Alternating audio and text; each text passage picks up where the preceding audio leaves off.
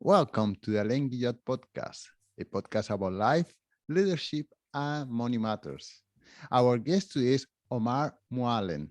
Omar is a writer, journalist, editor, filmmaker, commentator, educator, and a small business owner. He teaches the business of freelance journalism at the University of Alberta, and he's a creative nonfiction virtual mentor at the University of King's College in Halifax. And today, we will speak about his book, Praying to the West, How Muslims Shape the Americas. Omar, thank you so much for being here today. Oh, thank you so much for having me on your show. So, Omar, I love that in the title you say Americas in plural because I'm from America, Yes. I'm from Yes. Colombia, but Colombia is part of America and I feel included right away in the title. Good. Good. I wanted to reclaim America for all of the Americas with this book because it's truly unfortunate that sometime in the last 100 or 200 years the United States of America, which was never referred to as America, became America because it Right. causes so much confusion for people when you talk about American indigenous or, American Islam. And I'm trying to talk about the whole Western Hemisphere, but Okay. people often think just the USA. Yeah, perfect. Thank you so much. I feel so included. And I had this argument with several linguists, and of course, they have their rationale and they explain to me, but still, it feel like it's not good enough. But okay, thank you so much. I wonder if we could start. We're going to be speaking about your book, of course, but your book is part of your life and your identity. So I wonder if you could start with you as a Muslim. And by the way, I'd like to mention that you live in Canada, Muslim Canadian. And what was it like for you when you were a little kid? And at what time in your life being a Muslim became an important part of your life? Well, I think that it was, in a lot of ways, it was just a very average upbringing for anyone who was, from an immigrant household or, part of a not just a religious minority, but ethnic minority in a small community. Which is to say that it was relatively normal. You would sometimes have some friction with people who not necessarily were hostile to outsiders, though there was that sometimes, but more just kind of ignorant or overly curious in a way that sometimes made you feel a little bit exoticized or alienated. I became aware that I was Muslim, or that we were a Muslim family, probably in the when I was 4 years old in preschool. Ate some Hawaiian pizza, told my mom about it. She was absolutely appalled. I did not understand why. And then she explained to me, we're Muslims. Muslims do not eat pork. That was sort of like my crash course in it. But I think, most of my childhood kind of had, typical mixed feelings that any child growing up sort of in that hyphen between Canadian and something else often does. But by and large, I did, enjoy my Muslim upbringing. It's just that, when I became a teenager, became a lot more critical / rebellious, and then that overlapping with 9/11 and my, both my repulsion toward religion, organized religion at that time, and also my desire to want to kind of squirrel away from the scrutiny of Muslim and Arab people. That's when I started to really push my faith away and try really to disassociate from it as much as possible. And can you share some of the earlier experience as a kid going to the mosque, for example? Was it a pleasant experience for you, or was it you felt that you were forced to go into it?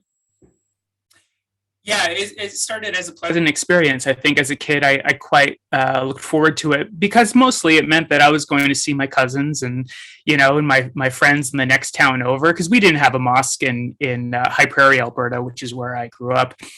the nearest mosque was in the town an hour away called Slave Lake, which had a large Muslim and still does large Muslim and Lebanese community. And so yeah, I mean, I had very fond. I have very fond memories of my childhood mosque. It was not until I was, older, teenager, my 20s, where feeling, going to mosque felt like I was being forced there, or I just didn't want to be there. And I felt very uncomfortable or sometimes just resentful of the messages that I would hear. That came a lot later. When you're young, it's a benevolent, innocent, and very warm place. It took a long time for me to feel that warmth again. Wow. Just to share with you, I come from a Catholic family, and I was forced by my grandmother to go to church. I was a little kid. I was running around being a kid, 5, 6, 7 years, and I was getting beat up so bad because I couldn't sit steady as the little kid that I was, that I needed to just run around and just and I built myself a repulsion towards organized religion. I said, my God, how is this possible that I cannot be, in my mind, how come I cannot just be a kid without getting beat up? And my grandmother, she was nasty. She really beat the hell out of me. Oh, geez. Other than being beaten up by grandmother, it's a very, universal experience of the kids who cannot sit still in temple. I got to say, mosque is like the best place for a fidgety kid, because you don't have to sit in a chair. You can you'll see this at mosques all the time. The kids kind of have their run of the floor because it is a big empty space. So it might as well be a sand pit for them, or a sandbox. So not, if you're going to get forced to any, organized temple of an organized religion as a kid, you want it to be a mosque. Yeah, well, I'm a part-time photographer, and I have been hired to take photos of some religious gathering at a mosque here and there. And I see little kids running around, and then everyone eating and having a festivity, which is not at all the experience that I had going to church when I was a little kid. But okay, let's move on. So you renounced religion for a while. You call yourself a atheist for a little bit. At what moment did you rediscover religion? So, I would still consider myself an atheist. That's sort of the quagmire of this. It's just that I think that I still, I still embrace a lot of Muslim values and a lot of Muslim culture. That's what I have begun to reconcile with, and also, not just accept but embrace, and see kind of the beauty in having the beauty in having a religious upbringing or influence when those ethics and values are, in my opinion, positive and have shaped my life in a positive way. Now just feeling some positive association, I think, with Islam, that took quite a while. That took a good 10 years, probably longer. I think it was really in 2014, 15, as Islamophobia started to reach this peak, this sort of mainstream summit that was happening in the wake of the rise of Trump and ISIS, and also just the toxification of social media and the backlash to refugees. I started to feel a lot more scrutiny as a Arab person and as someone with a Muslim name than I had in the past. Even growing up, even living in a city like Edmonton of 1 million people, I was experiencing more racism than I could recall as a kid growing up in a small conservative northern Alberta town. And that town itself, I was learning, was starting to, there was a lot more overt Islamophobia there as well. And so, in the face of that, I think that I felt a few things. On one hand, I think I felt a little bit of complicity with a lot of the anti-Islam, anti-religious things that I have said or written in the past that are, arrogant and untrue and kind of ignorant. I felt a little bit of complicity in that because I was seeing some of the same talking points that I used to spew sort of, come back. And I think I also felt a sense of need for solidarity with Muslim people, with people who identify as Muslim and people who've grown up, like I have, in Muslim communities. For my family, right? A target on Muslims is a target on my family, but a target on Muslims is also a target on me. And it was just starting to become inescapable whether or not I identified as Muslim or not. And so that sort of sparked a desire to learn more about Muslim values, about Islamic history, and in particular, the place of Islam in the West, and how communities and individuals in the Americas have grappled or, succeeded living as Muslim Americans or Muslim Canadians, or Muslim Mexicans. Can you share one or two instances where you were a victim of racism or discrimination? Well, I experience it in airports pretty frequently. I would say at this point it is more times than not. A lot of times it's a minor inconvenience, just 2-3 screenings. Actually, the last time I was on a flight, which was about 3 weeks ago to New York, I had a funny experience where I was, once again, randomly selected, as I always am. And then I got that manual search and then went through the x-ray. And then at the end of the x-ray, they checked one of my bags yet again. And then I turned around and the first thing I saw was the bookstore, the airport bookstore. And there was my book, just like looking back right at me. And my book starts with an experience not too different from that in Israel's Tel Aviv airport. And on that same trip, when we got to U.S. Customs, there was just a very, very strange experience with the U.S. Customs agent, where he was being very kind to me and my wife. Hey, you're going to New York. You're going to have a lot of fun. What are your plans? Great. He processes her passport, still happy, still jovial. Then he grabs my passport. He types in a few things, and then he just goes cold. And he turns back to me, shaking his head, and quietly just stamps my passport, and off we go. And I looked at my wife, and we were just like, what was that? Like, what is on my TSA record, traveler record there that he just turned on a dime like that?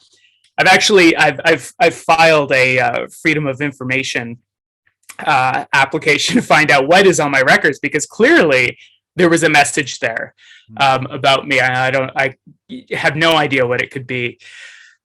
So yeah, I mean, usually it's things like that in the airport, but I've also been like detained, held for hours, questioned and re-questioned, missed my flights, like, where it starts to actually become quite costly, and then there's the other experiences of, between 2015 and 2016, sort of at the peak of Trump's campaign and early presidency, I had 3 instances where, random white guys on the streets had insulted me, in one way or another. One of them, told me to go back where it came from. One, essentially called me a terrorist. Another one kind of ridiculed my Lebanese ancestry. Not people I know. All of them probably had their own demons. At least 2 of the 3 of them seemed a little bit disturbed. But that's not something that I experienced. That's not something that I've experienced very much of. It's probably something that even before Trump, I think a lot of Muslim women would relate to experiences like that, especially those who wear hijabs, and they're disproportionately targeted more. So me with all my privileges of being a second generation Canadian, being relatively white passing, and everything else, I think I mostly had escaped that. And then it became inescapable. And I was starting to open up my eyes to what it was like for Muslim people in the West, quite often. And, I think I felt a little bit of not just relatability, but some responsibility to debunk the kinds of myths, stereotypes that would lead ignorant people to do stuff like that, or much, much worse. Wow. Yeah, it's is not being exposed to people of different religions, races, whatever, that creates this ignorance or this behavior. And then the magnification by social media and TV, it just creates a universe of them versus us, and that's what happened. But before there was a war on Muslims, there was a war on drugs. And as a Colombian, I used to be strip search every time I passed through the Really? United States, and I can understand your feeling as you pass from one airport to the other. Oh, that's brutal. I mean, Let- that's awful. I'm sorry to hear that. so then, at one moment, you decide to write a book about Islam in America. Mm-hmm. Yeah, I mean, the book started as a journey to uncover the untold, ignored history of Muslims in the West. At the same time, I was learning a little bit more about my family's roots here and my Lebanese Canadian, Western Canadian community's roots here, and the impacts that they'd had on the region. And I always felt a sense of connection, or stronger sense of connection, to Canada when I would learn these things.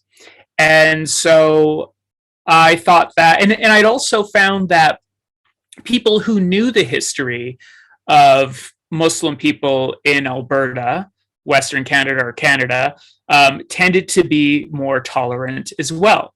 So I thought that maybe this was one way to come at the problem of Islamophobia, is to sort of demystify Islamic history here, show people that Muslim people have been putting down roots and been important contributors of the communities that they live in the West for 500 years, that they had led,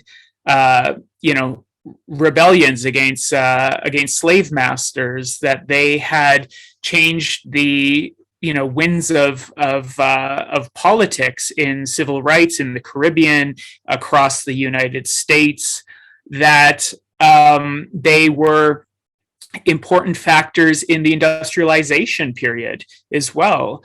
And I think that the more people know about a community, or foreign communities, or what they perceive as a foreign community, the less the less fearful or possibly intolerant they become of that. Because if you're scared of something, it's probably because you don't understand it.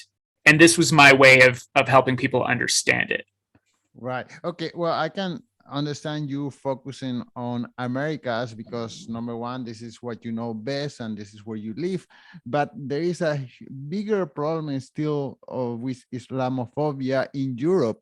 I assume that crossed your mind to expose or talk about the Islamic experience in Europe as well. Yeah, well, there's a couple of things that I think were, there's a couple of things that made the Islam in the Americas more appealing to me, and I think makes it more appealing to readers. For one, there has been quite a bit of scholarship on the Islamic history in Europe, and it tends to be much older history as well. We're talking about sort of the times of the Moorish Empire and Grenada. And also, though, I think that it is more interesting to it is more interesting to look at Islamic communities in the Americas because it is categorically the West. You know, it's the Western Hemisphere. It is and yet when we think of Islam, we think of Eastern religions. We tend to, which is completely false. It is a Western religion. I mean, it is an, or at least what we call a Western religion, because it's an offshoot of Judaism and Christianity. It's an Abrahamic faith. And so I thought that was interesting. But then I also think that just the roots of Islam in the West, as they started with enslaved Africans, is fascinating, because that history is so fraught with conflict and erasure and brainwashing, and also just the fact that the spirit of those Muslim enslaved people lived on to get embraced by African American Muslim movements like the Nation of Islam or the Moorish Science Temple. And it's almost like the spirit of those first Muslim Americans was carried forth and embraced and reinvented. And today it's the reason why there are 500,000 Black Muslim converts in the United States alone. And I thought that was sort of a fascinating thread to sort of weave throughout history as well. And then, there's actually one more thing too. I think that you could make the case that the contemporary Muslim communities in the West are more influential than the contemporary Muslim communities in Europe. And the reason for that is because Muslim immigration to Europe is relatively recent, whereas in the Americas, I mean, you have mosques in the Caribbean, you have congregations that are over 150 years old. You have Muslim communities that were emerging in the Canadian prairies and the American prairies in the late 1800s. And they were significant, like they were significant influences in their regions. Whereas with European Muslim communities, it's much more of the last two generations that they have started to, I think, gain the kind of wealth and influence that a lot of Muslim communities in the West have had for generations. Well, I have two questions. I don't know which one to ask first. So your book, you describe your visit to 13 different mosques in America. First of all, can you describe some of them? And I will just ask the other questions before I forget. So some of these mosques, they are about 150 years old, as you just said. And I wonder, at that time, 150 years ago, we were less tolerant than we are today. I wonder how those mosques were able to survive whatever they had to survive at that time. It really depends on the region. And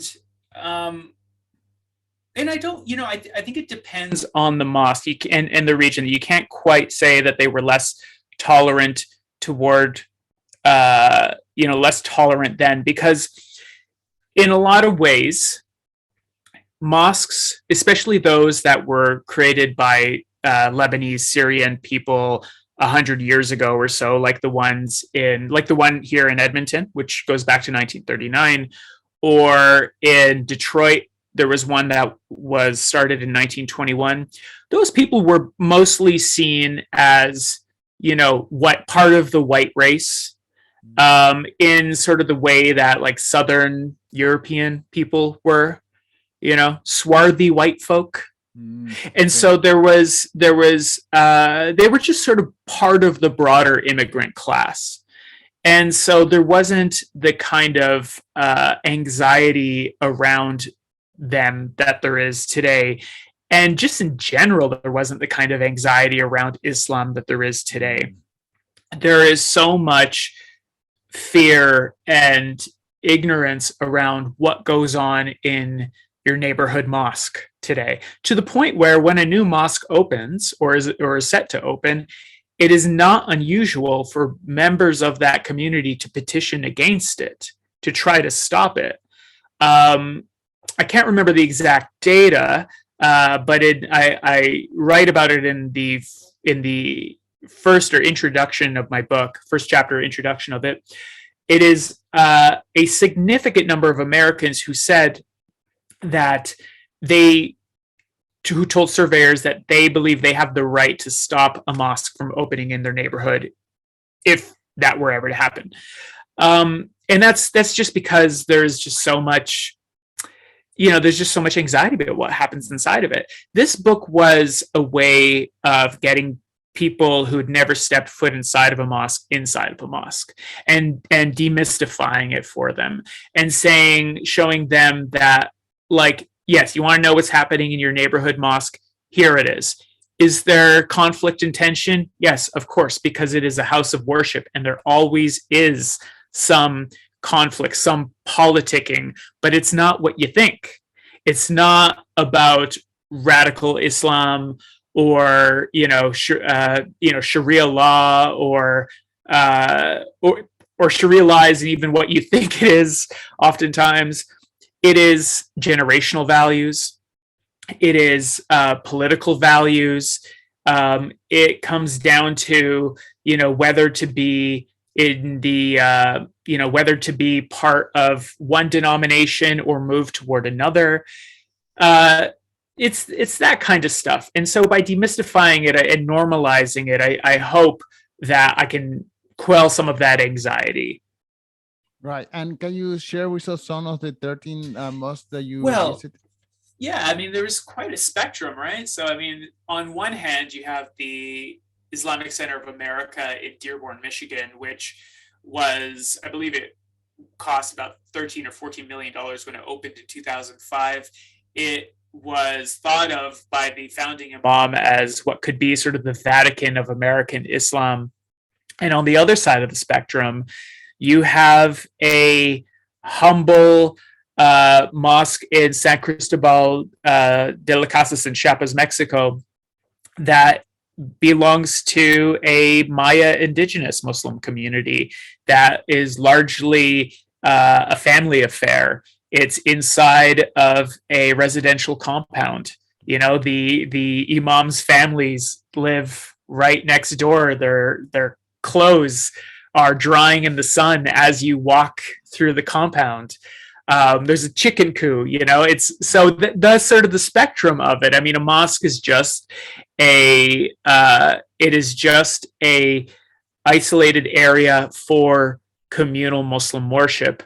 There's another mosque that I go to called the Unity Mosque in Toronto, though they have satellite branches now in 9 other North American cities.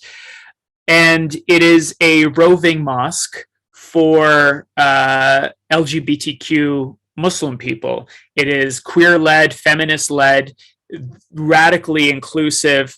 It's roving for the protection of the members of the congregation because of their, inclusion of queer people, not just as members, but in leadership, right? Because of that, they are the target of harassment.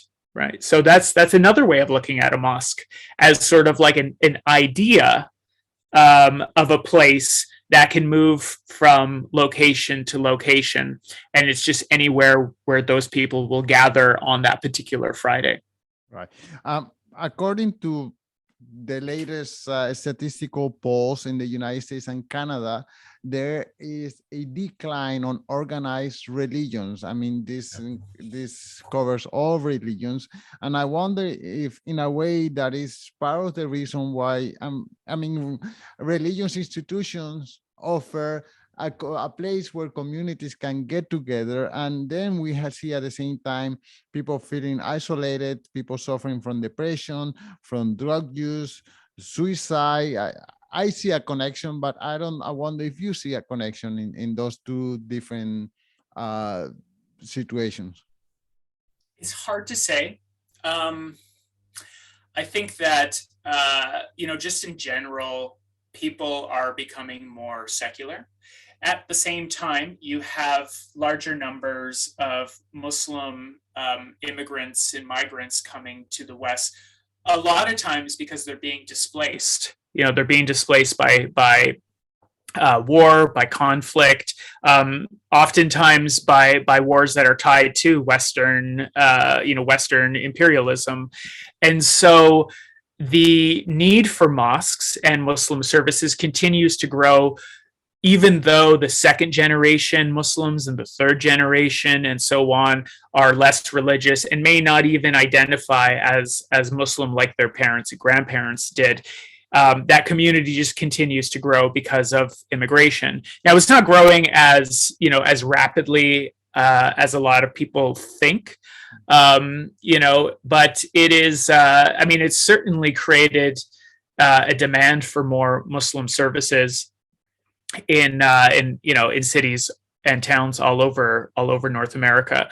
One of the most interesting things about Western Muslim communities is that you will not find a more concentrated population of the various denominations and sort of different approaches to Islam.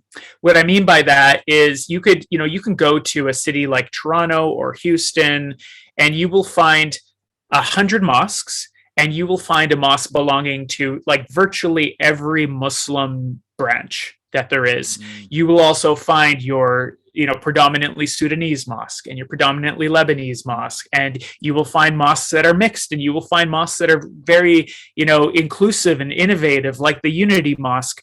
And that's not something that you can find in a city in the Middle East, North Africa, South Asia, West Africa. And that's what makes Islam in the West so fascinating to study, because you can understand the whole diversity of Islam and the breadth of it and the richness of it in such a concentrated area, in a way that you can't by going to the oldest Muslim majority cities of the world. Wow. Okay. Well, let me ask you a question about you and the things that you do. Can you tell me what is your course on business of freelance journalism? That's Oh, sure. I teach writing in a number of places, and I happen to teach a continued education course at the University of Alberta called The Business of Freelance Writing. I've been a freelance writer for over 15 years, and with a lot of work in magazines and newspapers, and it's something that is becoming more appealing to people as media jobs start to disappear. Freelancing looks like not just the best way to make it, but sometimes the only way to make it, even though it's a grind. But I think that I've learned how to do it well, and I like to share that knowledge with people. So I teach it at the U of A. I also teach freelance writing courses at my own school that I started called Pandemic University School of Writing. So I started that in the pandemic, obviously. I did not have a crystal ball. And we also teach a lot of other writing courses there as well. It's been a really cool pandemic project that grew from, a few webinars to now over 60, webinars and courses and events, and has had over, I think, 2,500 students from 35 countries. Wow. A couple of Colombians, in fact. There's a lot of pessimism over the future of journalism. Obviously, you don't think the same way because you are starting this course on the business of freelance journalism. But what can you share about journalism in general and journalism as a freelancer? Yeah, there is reason to be pessimistic. I also think that there are reasons to be optimistic. I just think that we have to think a little bit more boldly and you know flexibly about where we do our journalism as freelancers. Is it enough to just write for newspapers or magazines anymore? Probably not. I think that we have to learn to get very good at telling journalistic stories for TV news or for the screen, and especially podcasting. I think that the explosion and success of podcasting networks like Gimlet, Wandery, Canadaland shows that there is a huge appetite for journalism, and especially the kind of journalism that I do, which is narrative journalism. It's just coming to people in a different format. So I think that we have to learn to be a little bit more flexible and learn how to tell nonfiction stories in a variety of ways. The last few years, I mean, I've been branching out into books, obviously, as well as podcasting. I've been making documentaries as well. It is, there's a learning curve to it, but we should always be challenging ourselves with our skills. And so that's what I urge people to do is just try to master the skill of journalism and nonfiction storytelling so that you can apply it to a variety of media. Wow, there's a lot of things to find out in your website. Omar, can we close it off by you telling us one more time the title of the book and where can the listeners follow the work that you do? The book is called Praying to the West, How Muslims Shaped the Americas. It was just named one of the Globe and Mail's Globe 100 Books of the Year. And you can learn more about me at omarmouallem.com. Omar, thank you for your time. Thank you so much.